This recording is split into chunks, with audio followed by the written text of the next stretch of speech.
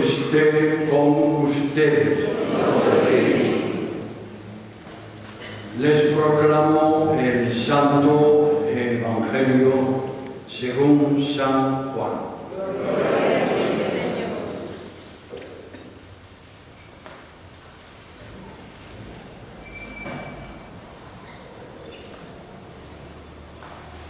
En aquel tiempo Jesús se retiró al monte de los Olivos y al amanecer se presentó de nuevo en el templo, donde la multitud se le acercaba, y él, sentado entre ellos, les enseñaba.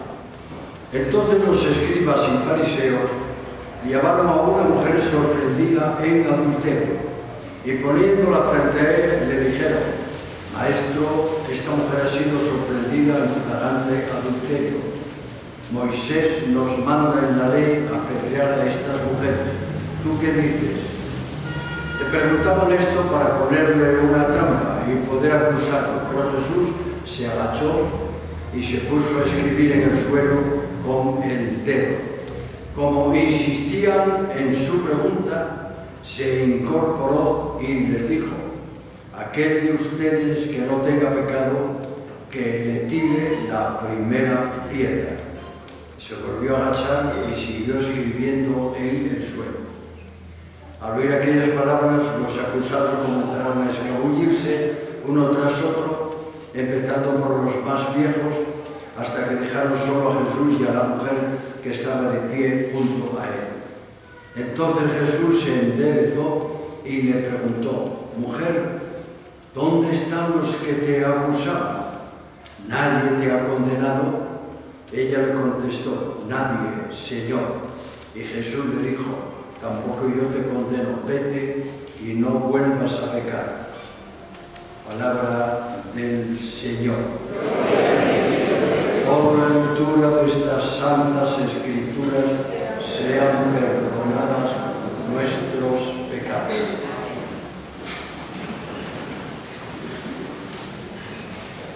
Buenos días, queridos hermanos. Bueno, ya hay un poquito más de gente, pero ¿por qué falta? ¿Qué evento hay importante que no les permita venir a misa, verdad? Alguna carrera o alguna cosa. Ustedes y yo, que somos de buenas costumbres, hacemos una oración al levantarnos, ¿verdad? Pues yo hoy la oración que hice la escribí y se la voy a leer. Te ofrezco lo poco que tengo, a pesar de que todo es regalo tuyo, mi corazón, mi amor, mi libre decisión de escucharte y de vivir como tú. Hazme pues un poco más como tú, que me convierta en un amigo generoso, que ame sin contar lo que cuesta amar. Bien, queridos hermanos, para mí el Evangelio de hoy es bonito, pero si no me hago yo propaganda, ¿quién me la va a hacer? Hay dos introducciones, una introducción bíblica, como hago siempre, para centrarse el texto bíblicamente. Hay otra segunda introducción práctica y después un desenlace y al final una conclusión. Bien, ya tenemos el croquis de los adultos, que somos todos,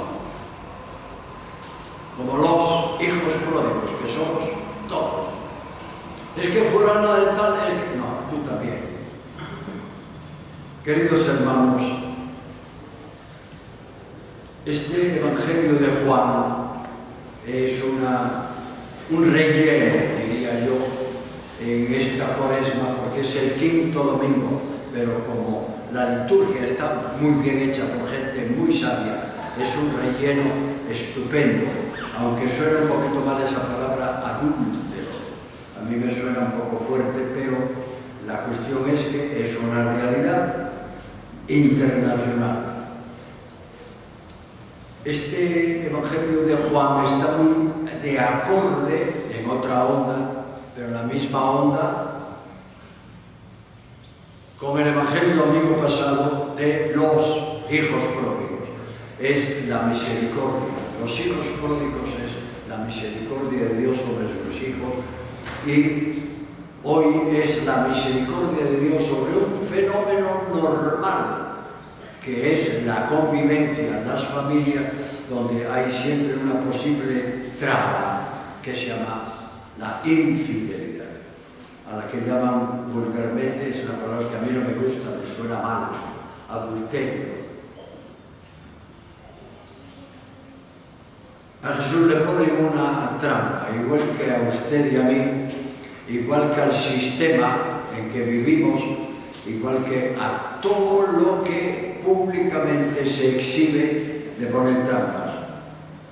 En buen español decimos una encerrona.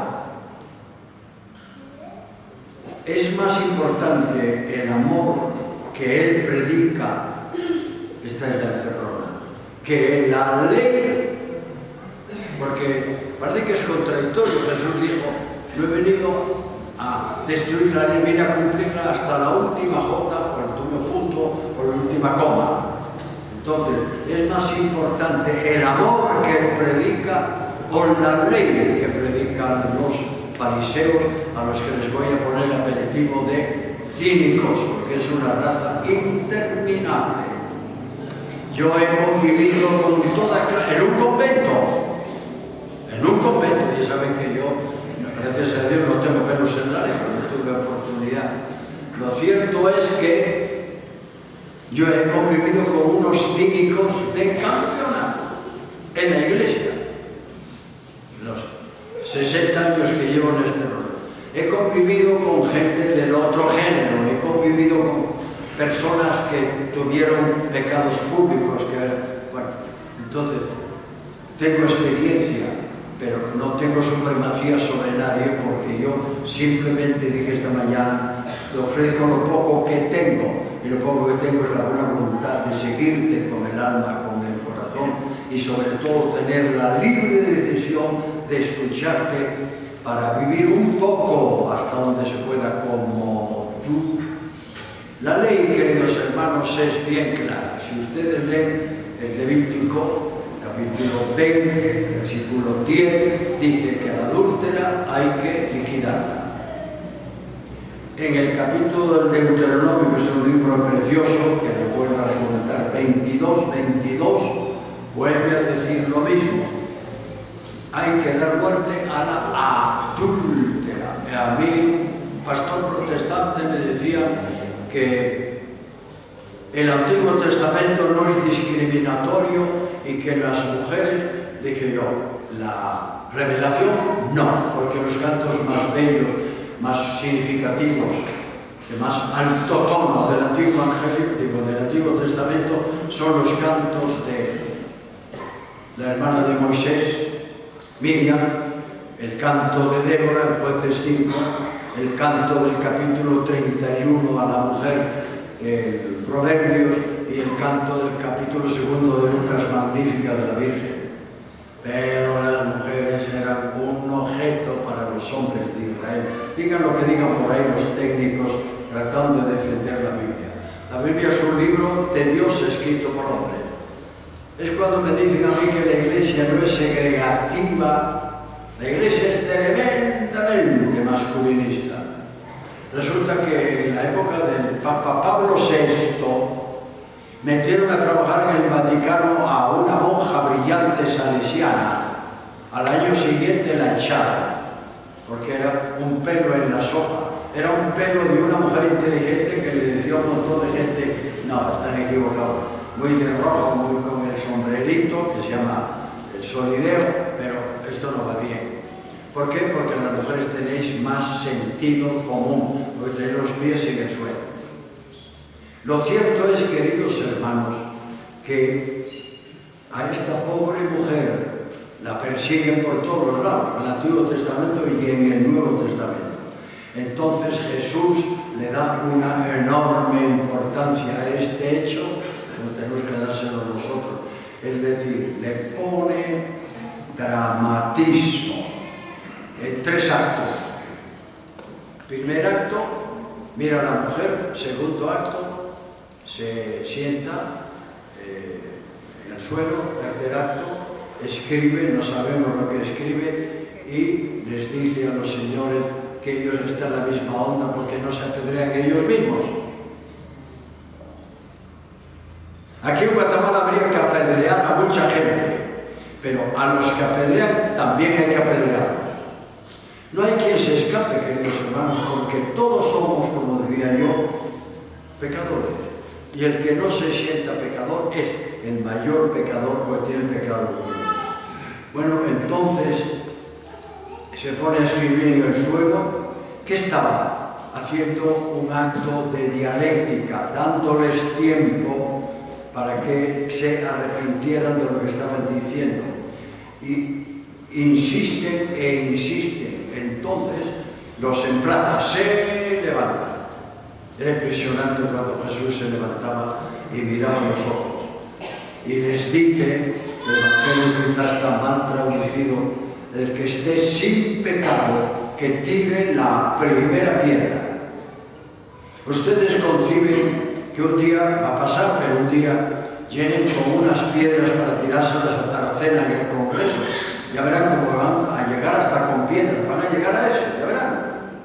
¿Cómo van a llevar un diputado una piedra en la mano? Pues sí, no lleva una pistola, una piedra es lo mismo, es un objeto golpeador. El que esté sin pecado, que tire la primera piedra. Traducción de un servidor. El que esté sin este pecado, que tire la primera piedra. Porque aquí hay un montón de casados y un solo cura, pero las fantasías que tenemos los hombres en la cabeza son fenomenales. No digo que lleguemos a los hechos, pero los codazos que le meten las esposas a los maridos son símbolo de que, ¡ala, qué patoja, ¡ala! Se le fue la mano. Estás tú mirando. O sea que todos tenemos esa dosis de adulterio, es decir, de mirar lo que no nos pertenece en el campo femenino. Y a Jesús le motiva la salvación de este hombre con imaginación. Es una parte de la belleza del ser humano, y sobre todo del hombre. A Jesús le motiva la salvación del hombre.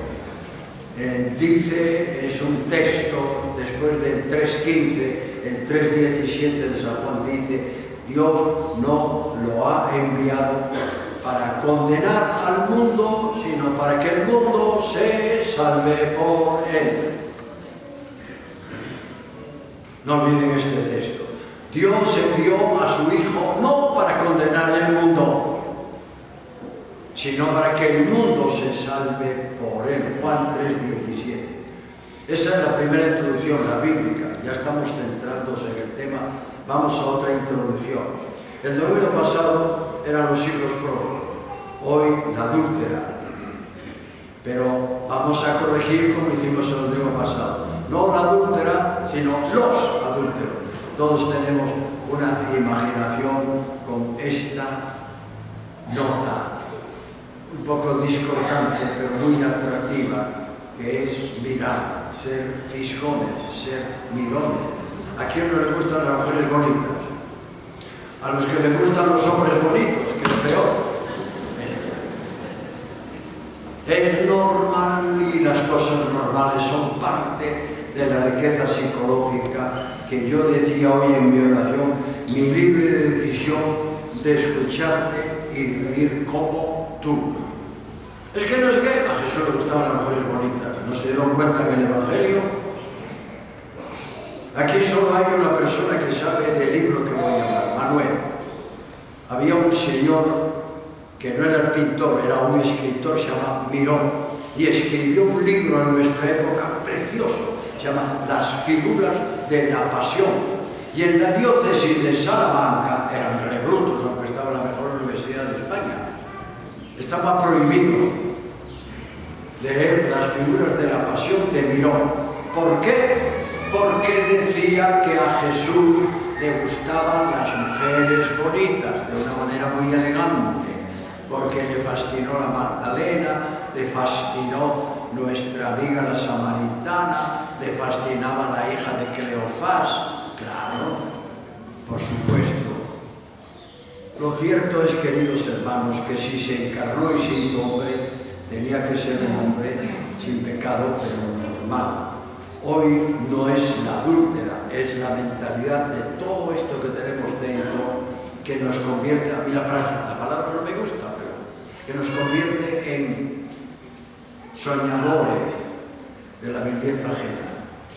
¿Dónde está el compañero, digo, de los adúlteros?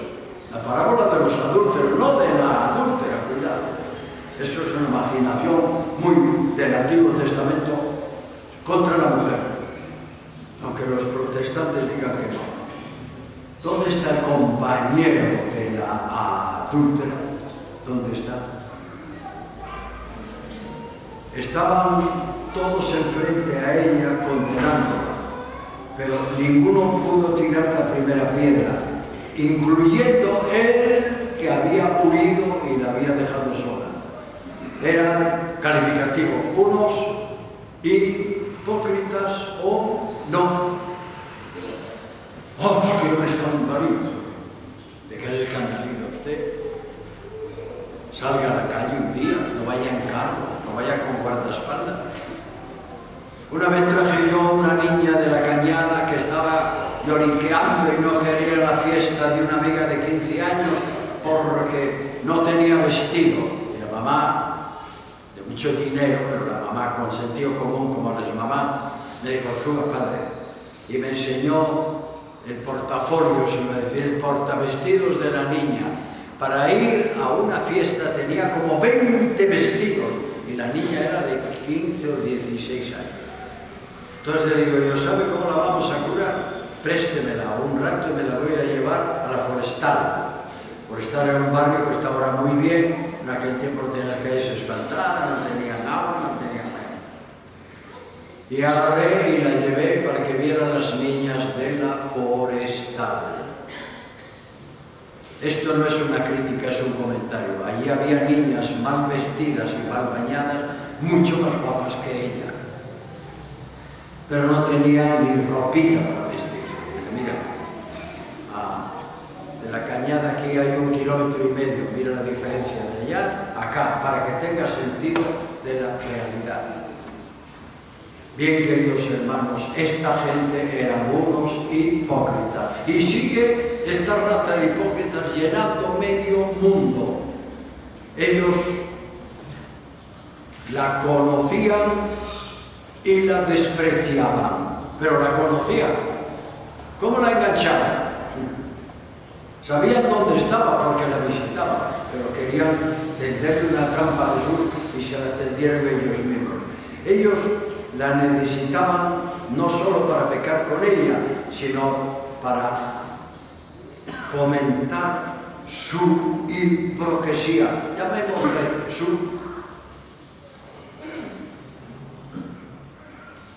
no hipocresía, sino su sensualidad, pero no podían manifestarlo. Ellos decían con su hipocresía, lo mío fue una vez, pero esta se dedica a esto, por lo tanto ella es mala, yo soy bueno, que es lo que dicen montones de hombres y montones de mujeres en relativas circunstancias. Pero ella conoce también, como ellos la conocen a ella, conoce también a estos hombres. La han perseguido, la han comprado, la han cantineado. Y conoce también a las mujeres de estos hombres que la andan buscando, que ahora la acusan. Y ellos vienen siempre y les dicen a estas señoras que se dedican a este comercio, venimos contigo porque eres muy guapa y en ti encontramos lo que no encontramos en nuestras mujeres que no sirven. Eso es lo que dice. Las mujeres no se han enterado, pero yo como soy hombre sí me he enterado. Y entonces conoce esta mujer a estos hombres y a estos hombres que hacen de la sociedad una sociedad corrompida, no solo en este aspecto, sino en cualquier otro. Y fueron a trasquilar a Jesús. Trasquilar es cortarle, no sé si esa palabra la usan aquí, pero aquí hay ovejas. Trasquilar es cortar la lana a las ovejas. Fueron a trasquilar a Jesús y salieron trasquilados por Jesús, que es un trasquilador de campeonato. Se olvidaron de que era el dialéctico Jesús. Vamos a continuar un poquito. Solo el que piensa mal, actúa mal.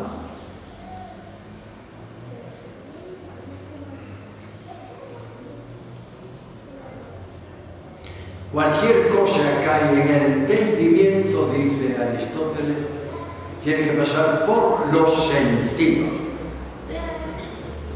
Todo el que actúa mal es porque años ha pensado mal. Todo el que es ladrón, sinvergüenza, asesino, no lo está improvisando. Lo trae desde niño, lo heredó. Por lo tanto, dime con quién andas y te diré quién eres. Pero voy a decírselo más moderno.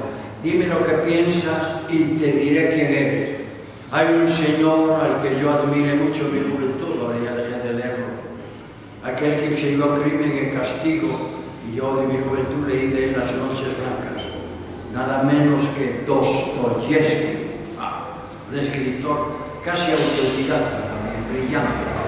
Decía Dostoyevsky, si los pensamientos de los hombres oliesen, el olor sería tan insoportable que moriríamos todos apestados. Una de las cimeras de la novela, del pensamiento y de la literatura universal. Jesús sentía este mal olor de estos hipócritas judíos de mala entraña, de dañada intención. De estos, ahora voy a ponerles otro apelativo, no hipócritas, cínicos. A mí me duele que haya tantos cínicos en Guatemala. Tanta gente de mi época que hemos vivido el dolor de este pueblo y ahora quieren pasear como si esto fuera la avenida central. Son cínicos, cuidado con los cínicos. Bien, resulta que es una raza inextinguible, pero bueno, Jesús contemporiza muchísimo con nosotros, no hay mayor contemporación que hacerse hombre. Como decía no sé quién el otro día, el Dalai Lama, no sé quién, todo el mundo anda hablando de que el triunfo más grande del siglo XX fue poner un hombre en la luna, pero nadie habla de que el triunfo más grande es que hace 2000 años el Hijo de Dios puso un pie en la tierra, no en la luna, sino en la tierra. Entonces, este hombre que puso en pie en la tierra contemporiza con nosotros, con la grandeza humana y con la fragilidad humana. O sea que menos en el pecado, dice San Pablo, Jesús era como nosotros. No, es que tenía que castigarlos del templo, no se llenó de ira. Es que era ira santa, no, la ira nunca es santa. Y le gustaba el vino, por lo tanto estaba igual que el Julio Iglesias. Me gustan las mujeres, me gusta el vino. A mí una vez me dijo un cura, que era casi del otro equipo, ¿verdad? ¿A ti te gustan las muchachas? Y le dije, sí, los muchachos no me gustan. No me voy a meter con ella, pero si me gustan las muchachas, no los muchachos. Bien, a Jesús le gustaban las muchachas, se tomaba sus vasitos de vino, hablaba con las más guapas de Jerusalén, lo acompañaban 6 mujeres de día y de noche, o sea que está con la grandeza humana, no discrimina a nadie y está con la fragilidad humana porque Él se hizo hombre y por lo tanto se hizo frágil. Jesús es implacable con los cínicos porque tenía experiencia de que lo era. ¿No creen que era un cínico el que estaba con la adúltera? ¿Por qué no dio la cara? El otro día le dije yo a una persona, yo siempre digo a las personas que tienen este problema, hombre, nunca se lo digas a tu mujer, nunca, porque sería la peor puñalada que te puedes dar a ti mismo. Disimula y tal. Pero el caso este era tan notorio que le dije, di la verdad. porque la verdad desenmascara. ¿Y es la verdad? Miren ustedes, ¿no creen que era un cínico el que estaba con esta mujer? Un cobarde.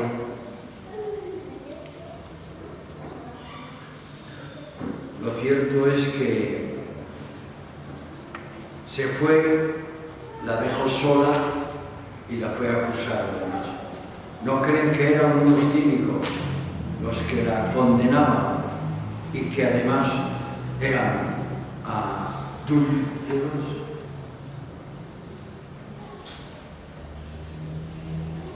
No olviden una cosa muy importante. No merece la pena engrandecerse a costa de los demás, en ningún aspecto, ni en el aspecto moral, ni en el aspecto económico, ni en el aspecto cívico, ni en el aspecto religioso. De esto tenemos nosotros evidencias bien tristes en este momento en nuestro hermoso, porque es hermoso, país. Hay montones de gente que tratan de engrandecerse a costa de los demás, económicamente, políticamente, religiosamente. Son cínicos, están en el género cínico. Hay muchos que echan la zancadilla, hay una cantidad de gente llena de envidias, de rencores.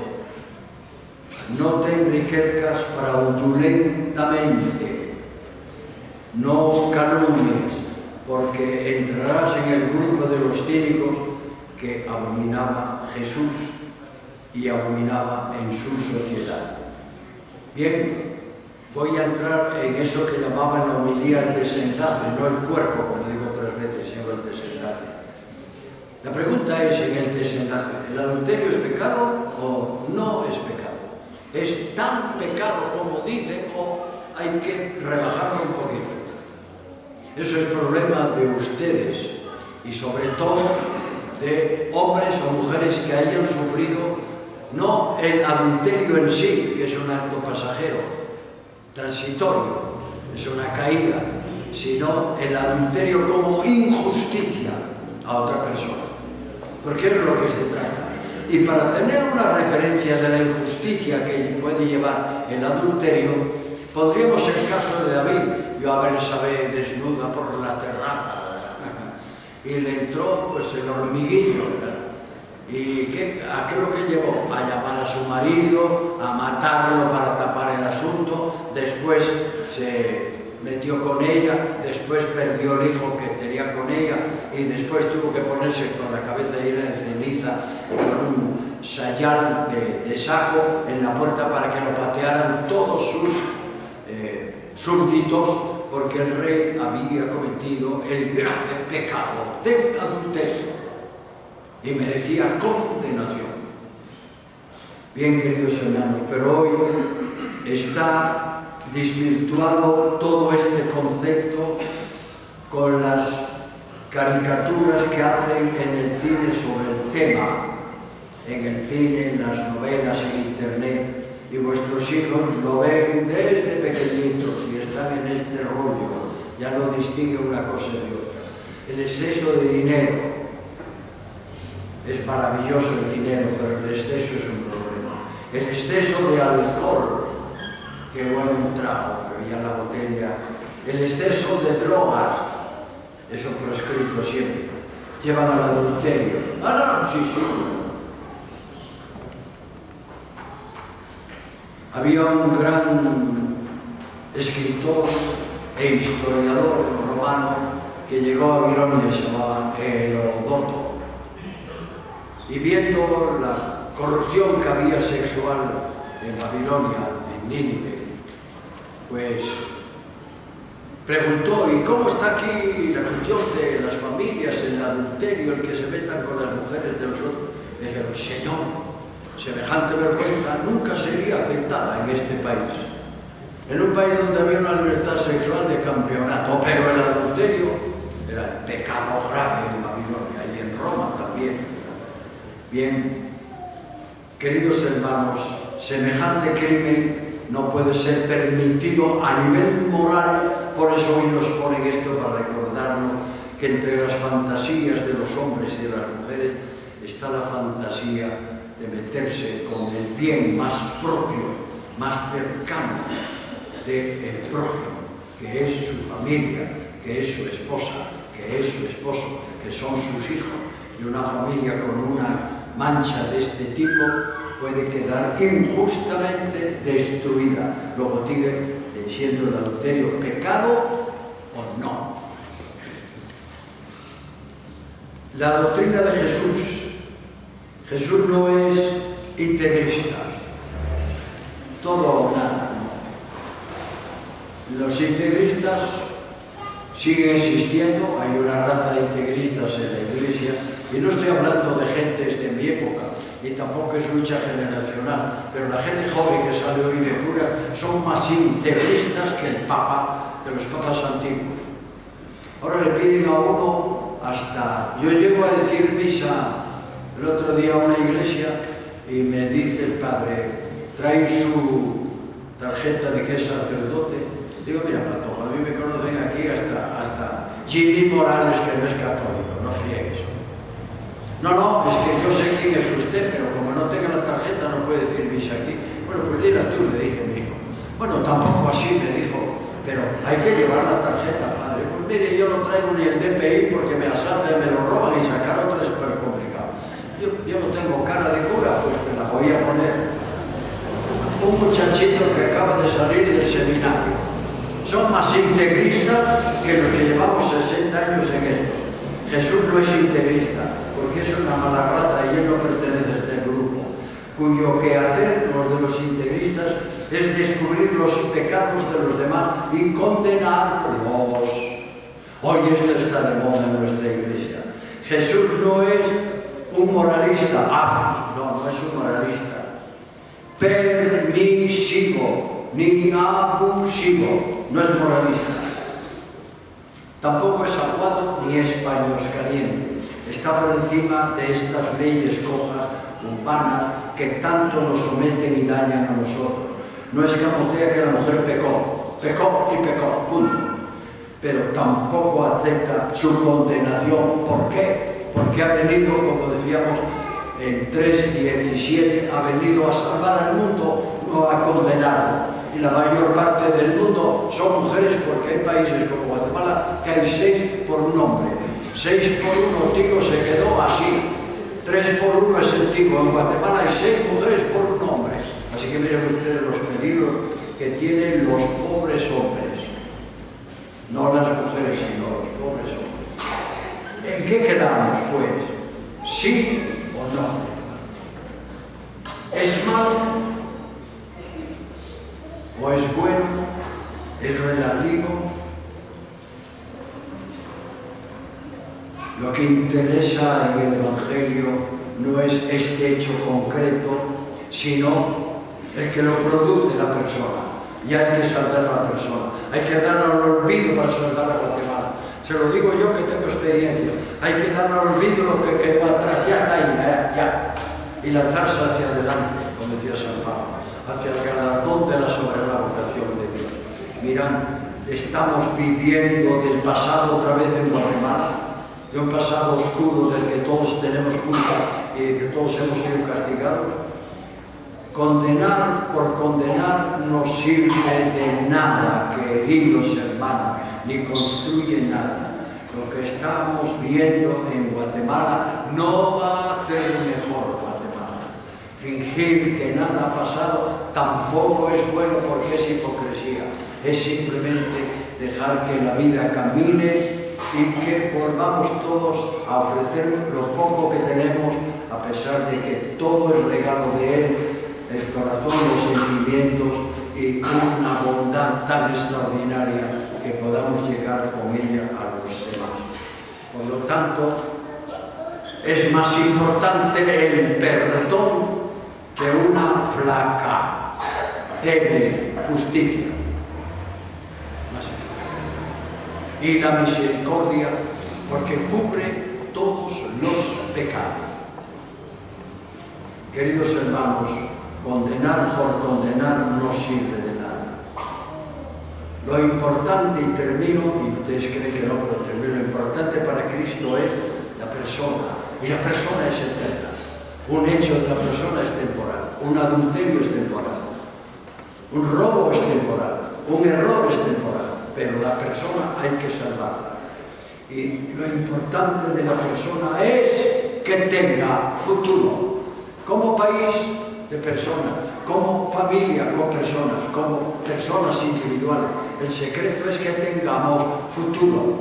Aún yo que estoy viejo, aún sueño con cambiar hasta de carro, ¿qué les parece? Hay que soñar en el futuro. Lo cierto es que Jesús tiene la voluntad decidida contra el mal. Nunca va a bendecir el mal. Tiene la voluntad decidida contra el mal, pero para ello tiene que salvar a la persona humana, porque es lo que Él busca, la salvación de la persona humana. Por eso Él perdona a la adúltera y condena a los que le querían quitar el futuro, que eran los cínicos de turno. Bueno, queridos hermanos, tiremos las piedras que están ocupando ahora nuestras manos, y al quedarnos con las manos vacías, empleémonos en ayudar al prójimo más de lo que hemos ayudado hasta ahora, en cualquier circunstancia. Amén.